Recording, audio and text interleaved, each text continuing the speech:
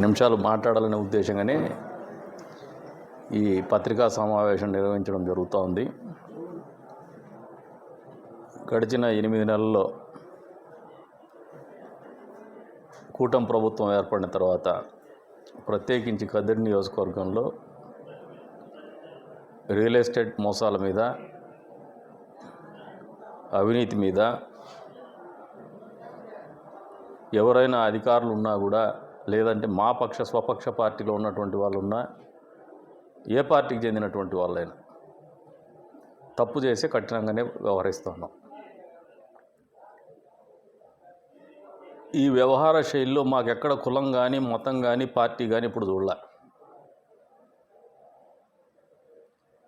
వ్యవస్థలన్నింటినీ నిర్వీర్యం చేసేసి గత 10 సంవత్సరాలుగా అస్తవ్యస్తమైనటువంటి పరిపాలనలో నియోజకవర్గం ఉంది.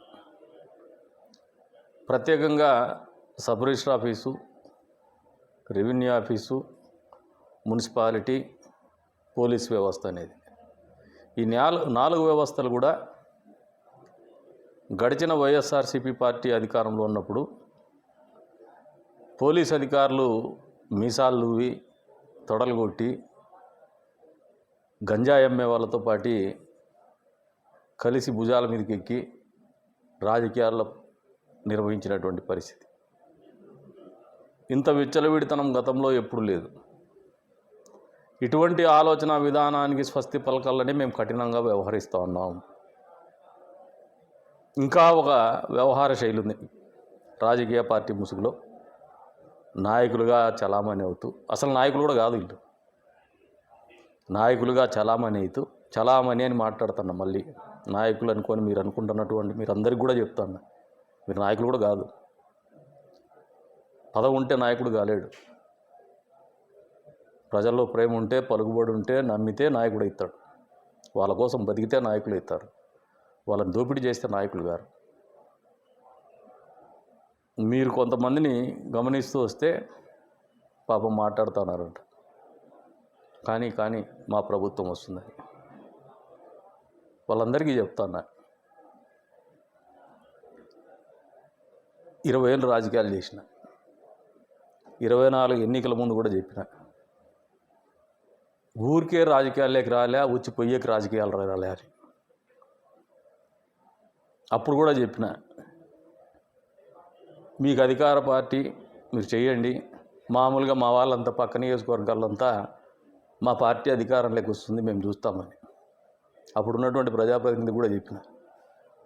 నాకేం అధికారము పదవో మాకు ప్రభుత్వం వస్తుందో దానిల కోసం కాసుకునే రకం కాదు. మేము తప్పు చేస్తే తిరగబడతాం, తప్పు చేసే దండించేకి, ప్రతిఘటించేకి ఇప్పుడు సిద్ధంగా ఉంటాం. అధికారంలో ఉన్నాం కాబట్టి హుందాగా వ్యవహరించాలా, ప్రభుత్వంలో ఉన్నాం కాబట్టి పరిపాలన కొనసాగించాలని ఇప్పటికి కూడా హుందాగా ఉన్నాం. నీ ప్రభుత్వం వచ్చినా, నాకు పదవి లేకపోయినా దానిని బెదిరించుకుంటే భయపడేవాడు ఎవడు లేడు. బట్టలు కూడా తీస్తామంటే ఆల్రెడీ బట్టలు కూడా తీసేసినారు, డ్రాయర్ మీద పెట్టినారు. ఆ 11 సీట్లు పక్కన ఒకటి తీసేస్తే దిశమూలతో నిలబెడతారు రేపు పొద్దున. ఇట్లే ఉంటే ఈ నియోజకవర్గంలో ఎవరి మీద అయితే అధికారులు చర్యలు తీసుకుంటున్నారు, వీళ్ళందరి చరిత్ర ఒకసారి అర్థం చేసుకోమని చెప్పి తెలియజెప్తా ఉన్నాను. పేదవాళ్ళ మీద దౌర్జన్యానికి పోతారు, రియల్ ఎస్టేట్ పేరు మీద.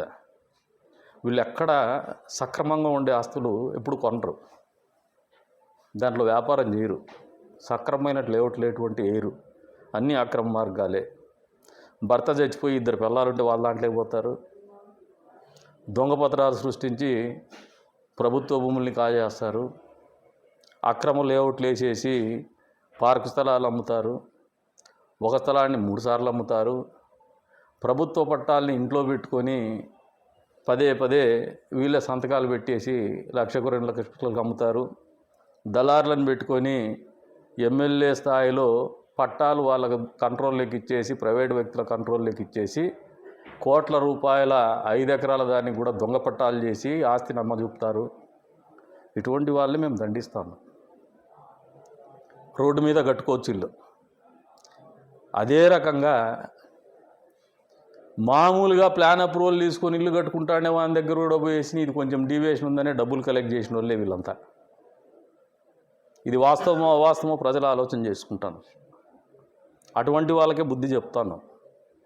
మీరు చేస్తే తప్పు, మీరు చేస్తే ఒప్పు, ఇంకోడు ఏమి చేయకపోయినా తప్పు కింద చూపించే ప్రయత్నము, తద్వారా డబ్బులు వసూలు చేసేటువంటి కార్యక్రమం. అందుకే మిమ్మల్ని బట్టలు ఉడదీస్తాను.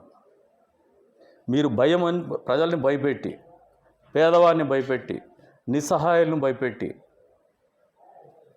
నాయకులుగా చలామణి కావాలనే ఆలోచనతో ఒక రాజకీయ పార్టీని ఆశ్రయించుకొని చిన్న చిన్న పదవులు వస్తే ఆ పదవులను అడ్డం పెట్టుకొని దౌర్జన్యంగా ఆస్తులు సంపాదించడము, లేదంటే ఆస్తులు ఉన్నటువంటి వాళ్ళని బెదిరించి వాళ్ళ దగ్గర అక్రమంగా డబ్బులు వసూలు చేసుకునేటువంటి కార్యక్రమానికి ఫుల్ స్టాప్ పెట్టాలనే ఇటువంటి కఠినమైనటువంటి చర్యలు తీసుకుంటా అన్నారు.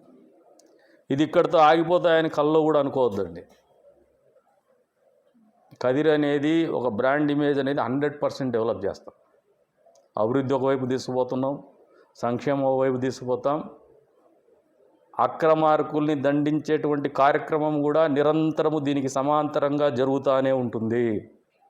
ఇంకా కొద్దిమంది మాట్లాడతారంట ఎలక్షన్లో మా అవసరం లేదా అని. ఎలక్షన్లు అనేది పక్కన పెట్టండి. ఎలక్షన్లు 5 ఏళ్ళకు ఒకసారి వచ్చేది, లేదంటే స్థానిక సంస్థలు వచ్చేది.